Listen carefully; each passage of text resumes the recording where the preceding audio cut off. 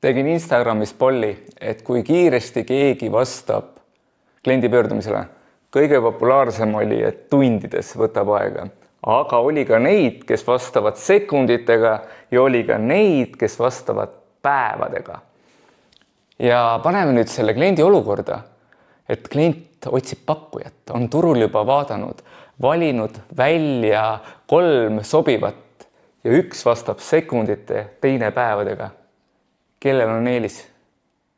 Isegi kui su müügioskus on keskmine, on sul metsik eelis tabada klienti sel ajal, kui klient mõtleb teemade peale ja teha protsessis juba 3. sammus olla selleks ajaks, kui konkurent pöördub. Et kes vastab kliendile 2025 päevadega, pole kunagi külma müüki teinud.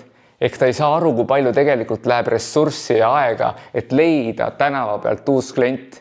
Ehk ei oska väärtustada, et lihtne müük tuleb enne konkurenti ära korjata. Ja siis me pärast ütleme, hind oli põhjus ja nii edasi.